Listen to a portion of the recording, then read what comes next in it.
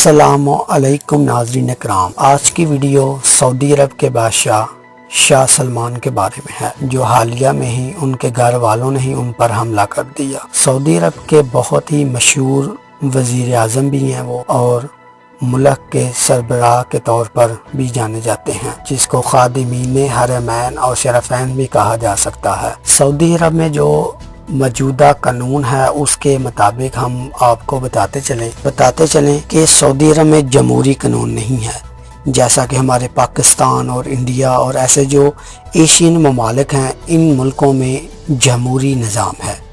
کسی کا بھی دل کرے وہ ووٹنگ کے ذریعے اقتدار میں آ سکتا ہے، مگر سعودی عرب اور عرب امارات میں ایسا نہیں ہے۔ وہاں بادشاہی قانون شروع سے ہی پروموٹ کیا جا رہا ہے، جیسا کہ دبئی میں شیخ زید ہے۔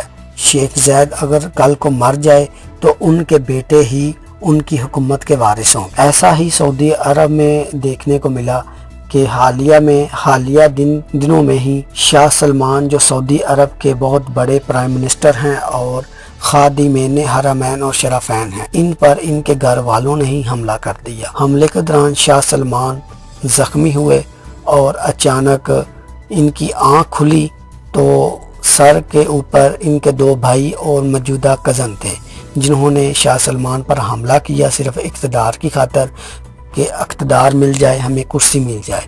تو جب شاہ سلمان صاحب کو جاگ آئی، آنکھ کھلی، تو شاہ سلمان نے شور مچایا اور موجودہ جو سیکیورٹی آفیسر ہوتے ہیں جو ان کے گھر کے پاس ہوتے ہیں، باہر ہوتے ہیں، وہ اچانک اندر آئے تو انہوں نے شاہ سلمان کی جب حالت دیکھی تو وہ زخمی حالت میں پڑے ہوئے تھے، جس کی وجہ سے شاہ سلمان کے جو فیملی ممبرز ہیں ان کو گرفتار بھی کر لیا گیا۔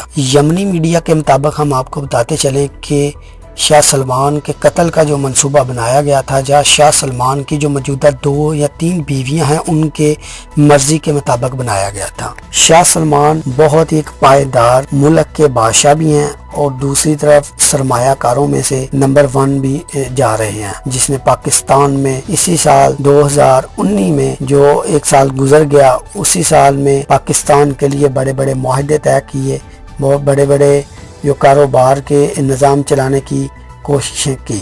ساتھ ہی میں وہی شاہ سلمان ہے جس نے نریندر مودی، جو انڈین پرائم منسٹر نہتے کشمیریوں کا قاتل ہے، ان کو بھی پروموٹ کرنا چاہا اور ان کو امن ایوارڈ۔ تو نریندر مودی جیسا پوری دنیا میں دہشت گرد انسان نہیں جس کو شاہ سلمان نے امن ایوارڈ کے ذریعے نوازا۔ یہ نہایت ایک اس کا غلط عمل تھا، جس پر شاہ سلمان کو ملک و پاکستان اور پوری دنیا میں رہنے والے مسلمانوں سے معافی مانگنی چاہیے۔ آج یہ مر جائے تو کون ذمہ دار ہے؟ ہزاروں کشمیریوں کا قاتل نریندر مودی کے حق میں ظہرانہ پیش کیا، یہ ایک غلط چیز ہے۔ ہم آپ کو دوبارہ بتاتے چلیں کہ یمنی میڈیا کے مطابق ان کی بیوی ہی ان کے قتل میں راضی تھی، جس کی وجہ سے ایسا کام سر انجام پایا۔ جو شاہ سلمان کے 2 بھائی ہیں ان کو گرفتار فی الحال کر لیا گیا ہے اور ان کی بیویوں سے بھی جو تفتیش جاری ہے۔ الریاض کی جو پولیس ہے وہ پکڑ کے لے گئی ہے ان کے فیملی ممبرز کو اور تفتیش کی جا رہی ہے۔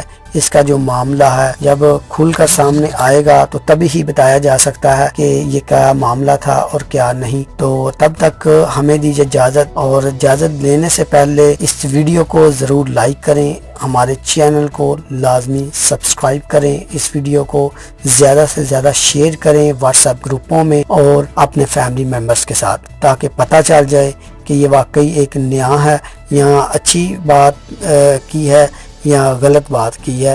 جو شاہ سلمان کے ساتھ ہوا، کیا یہ اچھا ہوا یا ہونا چاہیے تھا؟